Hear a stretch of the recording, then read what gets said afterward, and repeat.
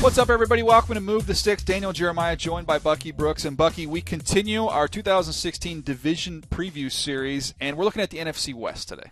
Yeah, we are looking at the NFC West, and we're going to use the Move the Sticks Scouting Index, where we look at 6 categories: quarterback, skill positions, offensive line, front seven, secondary, and coaching, to determine which teams are the most talented teams within the division. Yeah, we're going to rank them 1 through 4 in each category.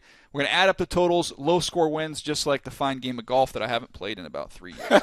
All right, Bucky, let's start with the quarterbacks. Quarterbacks, the LA Rams, the San Francisco 49ers, the Arizona Cardinals, and the Seattle Seahawks. That's how we ranked them, with the Seahawks being at the top. And I think it's justified based on how Russell Wilson has really emerged as a legitimate franchise player, maybe even a superstar at the position. Really got hot at the end of last season. I think he finished with 34 touchdowns, only 9 interceptions, continues to take care of the ball while pushing the ball down the field. Very dynamic, not only as a thrower, but as a runner. He is someone that is kind of not revolutionizing the position, but he's making it very, very possible for more teams to consider taking young, athletic quarterbacks and putting them back there and seeing what they can do. And how long did we debate Case Keenum versus Blaine Gabbert?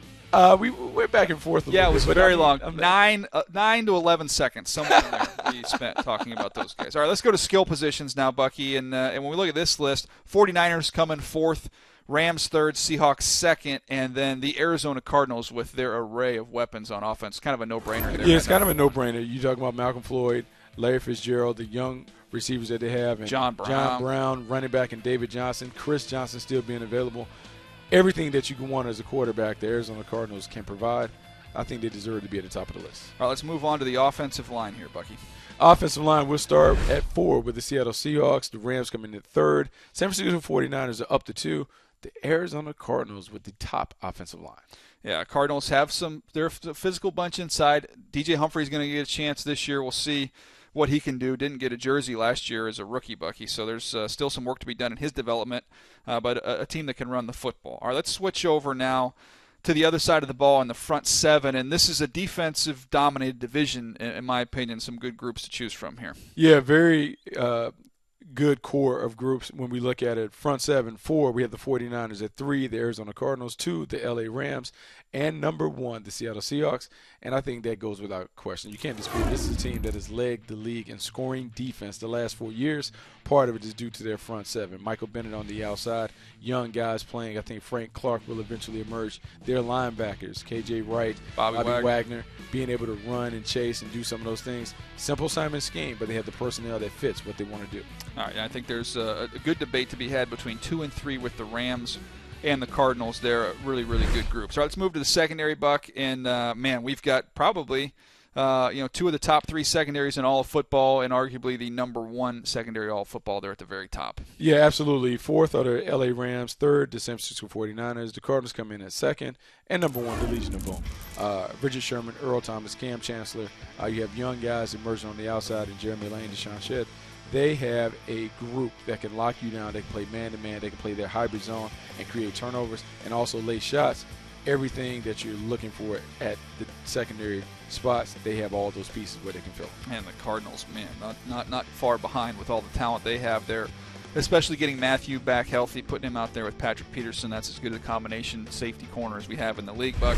Now we go on to the coaching, and at number 4 we have Chip Kelly in the 49ers. 3, Jeff Fisher with the Los Angeles Rams. Not going to call him St. Louis. 2, Bruce Arians, a really good football coach at number 2. But Pete Carroll, I think, deserves his spot there at the top of the list. And I think it's a tight spot because Bruce Arians is right there neck and neck with Pete Carroll. Pete Carroll, what he has done in terms of developing the players, getting so many young guys able to play, says a lot about his ability to teach, coach, and put those guys in position to make plays. Love Bruce Arians and what he's been able to do as a play caller and dialing it up.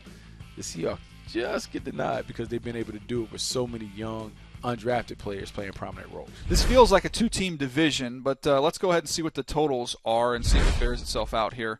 When we look at the offense, how our rankings came out, you see the Cardinals there up at the very top with the most ability there. Again, low score wins like golf. The Cardinals, then the Seahawks, and then we have the 49ers and the Rams. Buck, let's switch it over to the defensive totals and see how that shook out. Yeah, you have the 49ers at 4th, the Rams at 3rd, The Arizona Cardinals are too. But look, once again, the Seattle Seahawks, their defense is a defense that has dominated the last 5 years. They continue to be a dominant force.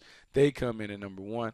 I mean, they kind of sweep the deal when it comes to who they have in the front seven and the secondary. All right, no drum roll, but let's go ahead and see the final overall tally here. And there you have it. We said it's a two-team division. Just look how close they are there. The Seahawks and the Cardinals. We have the Seahawks just barely ahead of the Arizona Cardinals. Then a pretty sizable gap between the Rams and the 49ers there at the bottom of the list. Yeah, the Seahawks and the Cardinals are the class of the division, two teams that not only have dynamic offenses, but they have solid defenses.